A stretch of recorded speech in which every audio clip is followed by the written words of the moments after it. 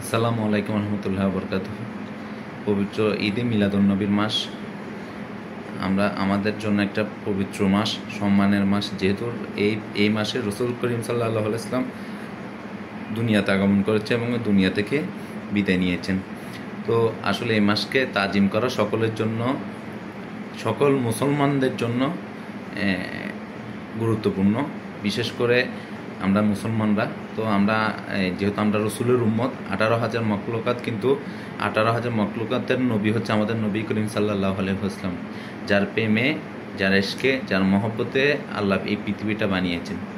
তো রসুল করিম সাল্লাল্লাহু আলাইহি ওয়াসাল্লামকে নিজের জীবন চাইতে যদি আমরা বেশি ভালোবাসতে না পারি, তাহলে পরিপূর্ণ ঈমানদার নয়। সেখানে আমরা আসলে রসুল করিম সাল্লাল্লাহু আলাইহি ওয়াসাল্লামকে এখনও পর্যন্ত নিজের জীবনের চাইতেও তো বেশি ভালোবাসতে পারিনি, পাশাপাশি মা বাবা আত্মীয় স্বজন বউ বাচ্চার থেকেও বেশি ভালোবাসতে পারিনি। সেই জন্য আসলে আগে আমাদের পরিপূর্ণ ঈমানদার হতে হবে। তো আমরা যারা রসুলের প্রেমে এই মাসকে স্বাগত জানিয়ে বিভিন্ন জনের মিলাদ মাহফিল আয়োজন করে থাকেন, বিশেষ করে মিলাদুন নবী, সিরাতুন, আমরা কেউ কারো প্রতিপক্ষ না হয়ে হাঙ্গা বা দ্বন্দ্বে না জড়িয়ে আমরা একে অপরকে সহযোগিতা করি। আপনার রসুল সাল্লাল্লাহু আলাইহি ওয়াসাল্লামকে যদি এই যারা ঈদে মিলাদুন ভালো না লাগে, আপনি এখানে কোনো ধরনের মন্তব্য করবেন না, এমন কিছু মন্তব্য করবেন না যেটা ওনার শানে বিয়াদবি করা হয়। যারা সিরাতুন নবী করেন সেটা করেন, কিন্তু রসুল করিম সাল্লাল্লাহু আলাইহি ওয়াসাল্লাম হচ্ছেন আমাদের নবী, আমরা সর্বশ্রেষ্ঠ নবীর সর্বশ্রেষ্ঠ উম্মত। তাহলে সেটা মাথায় রেখে কাজ করবেন।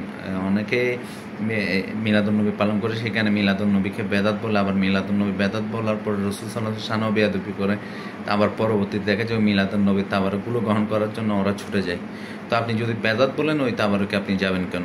আপনি যদি বেদাত বলেন ওই রেলিতে আপনি কেন শুধু এই মানুষদেরকে শরবত পানি বিতরণ করবেন? তো সেই জন্য বেদাতও বলার দরকার নেই। এইগুলা যে কাজগুলো আপনি বেদাত মানে হারাম কাজগুলোর সাথে আপনি সম্পৃক্ত হবেন কেন? তো সেই জন্য বললাম, যাদের ভালো লাগে রসুল সাল্লাল্লাহু আলাইহি ওয়াসাল্লাম যার অবস্থান থেকে শ্রদ্ধা, নাম, ইশক, মহব্বত, প্রেম থেকে ভালোবাসা, সম্মান দেন, দেখবেন যে উনি আপনাকে স্বপ্ন যুগে উনি দেখা দিচ্ছে। তো সেই হিসাবে নবীর প্রেমটা মহব্বতে রাখুন, ইশক মহব্বত মনের মধ্যে রাখুন। দুনিয়াটা হচ্ছে প্রেমের। এই ইশক মহব্বত যদি নবীকে যদি আমরা ইশক মহব্বত এবং অন্তরস্থল থেকে যদি আমরা ওনাকে সম্মান, শ্রদ্ধা, ভক্তি এবং ইশক মহব্বত এবং ওনার শানে যদি আমরা তাজিম করি, ইনশাআল্লাহ আল্লাহ আমাদেরকে নাজাত দিবেন, আমাদের জন্য পরকালের জন্য মুক্তির পথ হতে পারে। সেই জন্য সবার কাছে অনুরোধ, আপনারা সবাই, আমরা মুসলমান যারাই আছি, হিন্দু, বৌদ্ধ, খ্রিস্টান, আমরা কেউ কারো প্রতিপক্ষ নয়। আমাদের যার ধর্ম পালন করবেন, কিন্তু একজন আরেকজনকে উস্কানিমূলক এমন কিছু বলবেন না যেটার জন্য ফ্যাসাদ সৃষ্টি হয়। মনে রাখবেন, দুইজন, আল্লাহ বলেছেন, দুই মুমিনের মধ্যে যদি ঝগড়া বিবাদ মিটিয়ে দেয় তাকে জান্নাত দেওয়া হবে। তো সেই হিসেবে আমাদের সকলের উচিত এটা করা।